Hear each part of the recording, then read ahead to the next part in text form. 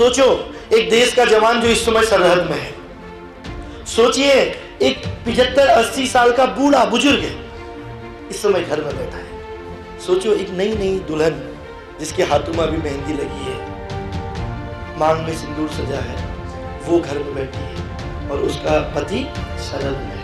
सोचो जिसके 2 साल 4 साल के बच्चे हो, वो पति इस समय चाइना बॉर्डर में खड़ा है।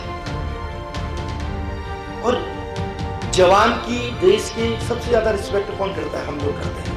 देश और भारतीय सेना की रिस्पेक्ट कोई किसी की करे न करे, उस देश के जवान की रिस्पेक्ट को हमेशा करेगा ही करेगा। सोचिए ना, जब उसके बच्चे घर में होते हैं, उनके बूढ़े माता पिता होते हैं, हम दिवाली मनाते हैं, होली मनाते हैं, हम अनेक त्योहार मनाते हैं। और उन बच्चों को भी, ये जो छोटे घर में बच्चे हैं ना, उनको भी अपने माता पिता की याद आती है। उनको भी लगता है कि यार मेरे पापा इस बार दीपावली में घर आएंगे। वो बूढ़े माता पिता को भी पता है कि इस बार दिवाली की धनतेरस में वो देश का जवान इस बार घर आने वाला है। ये दुधली की एक घटना बता रहा हूं मैं कुछ साल पहले की, गौर से सुनिए। तो बूढ़े माता पिता आज इस आस में बैठे हैं कि इस दिवाली में वो देश का जवान घर आने वाला है, लेकिन अचानक कश्मीर में कुछ आतंकवादी हाथ लगा के हमला कर देते हैं। और यहाँ इंतजार हो रही है, घर में सफाई हो रही है, माँ दुल्हनों की तरह सजी है और बच्चे अपने पापा के इंतजार में खड़े हैं बेटा। लेकिन रात को 1 बजे फोन आता है और वो बूढ़े माता पिता दौड़ के उस फोन को रिसीव करते हैं और वहां से खबर मिलती है कि मुठभेड़ में जवान शहीद हो गया। वो आपका बेटा जो घर आने वाला था वो शहीद हो गया। सोचो उस 80 साल की पिता के मन में क्या हो जाती है? वो जमीन पर गिर जाता है, वो धराशायी हो जाता है। और जिसके कल तक आंखों में चमक थी ना, वो आज वो झुर्रियों के साथ जमीन में गिर जाता है और वो माँ बेहोश हो जाती है, जो बूढ़ी सी माँ अपनी बेटी के इंतजार में खड़ी थी। सोचिए सुबह होती है, घर में लोगों का तांता लग जाता है। जब कोई घर में शहीद होता है तो जब लोगों को पता चलता है तो पूरी भीड़, पूरा क्षेत्र सब आते हैं। अब वो 8 साल की बच्ची को क्या पता? वो 5 साल का बच्चा तो अपनी माँ से कह रहा है कि माँ इस दिवाली में हम पटाखे लाएंगे, इस दिवाली में हम भी अपने पापा के साथ दिवाली मनाएंगे। माँ हमारे पापा क्यों नहीं आए? माँ निरुत्तर रहती है बेटा, माँ कोई उत्तर नहीं दे पाती क्योंकि वो समझा नहीं पाती है। लेकिन धीरे धीरे जब भीड़ आती है और घर के आगे तिरंगे से लिपटी हुई एक देह शरीर आता है, उस शहीद का शरीर आता है, तो वो कुछ समझे। उससे पहले जो घर खुशियों से भरा था वहां मातम पसर जाता है बेटा। सोचिए कि वो दोनों बच्चे जब उस शहीद के पास जाते हैं, उस बॉडी से लपटते हैं, तो उनके मन में क्या भाव आते हैं।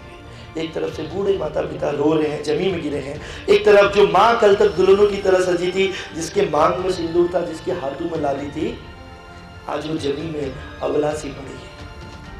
वो दोनों बच्चे उस तिरंगे से लिपट जाते हैं बेटा।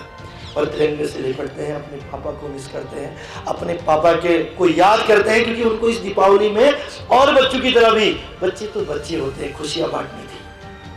लेकिन फिर एक ऊर्जा के साथ वो बच्चे उठते हैं और कहते हैं कि माँ सौगंध है इस तिरंगे की, सौगंध है इस तिरंगे की, जो काम हमारे पिता ने नहीं किया हम करेंगे। सौगंध है माँ तेरे आंखों के आंसू की, कि जीवन में तेरा सहारा हम बनेंगे माँ, हमारी वजह से कभी तेरे आंखों में आंसू नहीं आएंगे। सौगंध है इन दादा दादी की, इनके बुढ़ापे की लाठी हम बनेंगे माँ।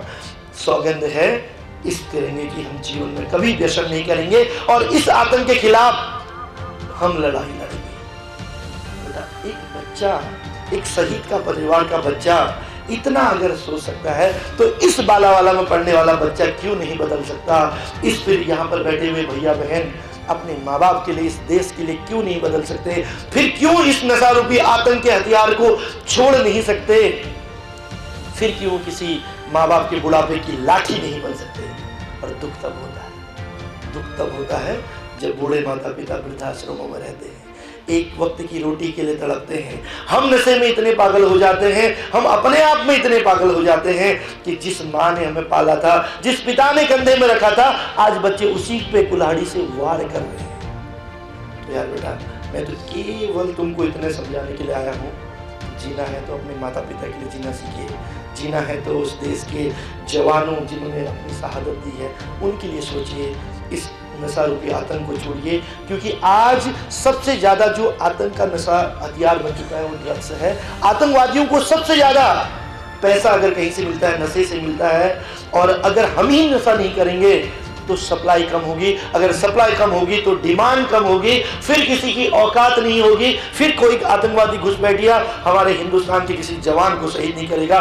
जिस दिन हम युवा पीढ़ी सही हो गए तो हमारी आने वाली पीढ़ी खुद ही सुधर जाएगी और फिर कभी किसी बच्चों की आंखों में आंसू नहीं आएंगे। केवल अपना ध्यान रखिएगा।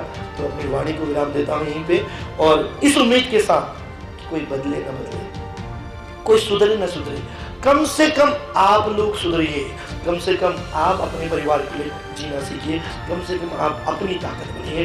तो अपनी वाणी को विराम देते हुए केवल इतना कहूंगा कि वो पथ क्या पथिक कुशलता क्या, कि वो पथ क्या पथिक कुशलता क्या, जिस पथ में बिखरे सूल न हो, नाविक की धैर्य कुशलता क्या, जब धाराएं प्रतिकूल न हो, जब धाराएं प्रतिकूल न हो, जब धाराएं प्रतिकूल न हो।